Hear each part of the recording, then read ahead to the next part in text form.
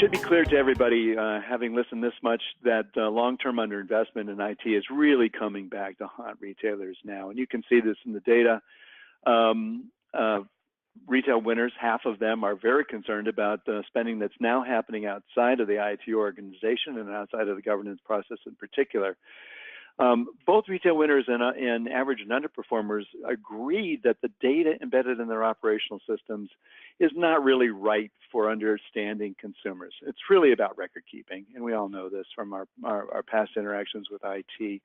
But to understand consumers, you've got to be able to consume the new data that those customers are leaving in their paths to purchase.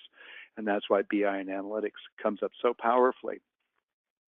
You can also see that retailers generally agree that the technology companies have completely reinvented their offerings, and that's signaling end of life to their legacy applications. So just from a very practical perspective, retailers are aware that their old legacy apps, which are often very heavily customized, are reaching end of life, and the vendors will no longer be able to support them.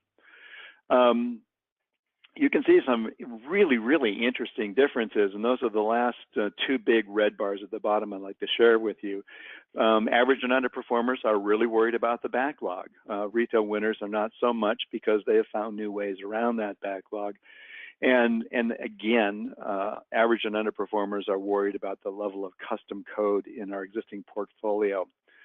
So this is interesting because, and Paula can speak to this as well as me, in the old days, in the 1980s and 1990s, the truth is that commercial applications, if you could find them for the problem that you were trying to solve, were really just frameworks.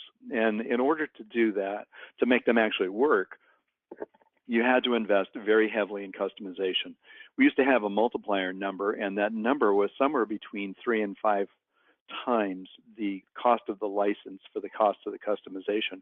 This is even before you got to the organizational change management that you had to engage in order to get the business to accept the resulting applications. So think of what that means. If you bought a $1 million license for a solution, you'd spend somewhere between $3 and $5 million just customizing the code. And one of the problems with that was, of course, is that the vendor could no longer adequately support you.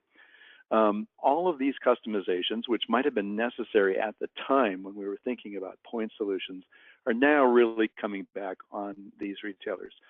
Retail winners are working around it, and the way they're working around it is by accepting new solutions as they are developed. And the good news for them, of course, is that these new solutions actually do what the vendors say they can do.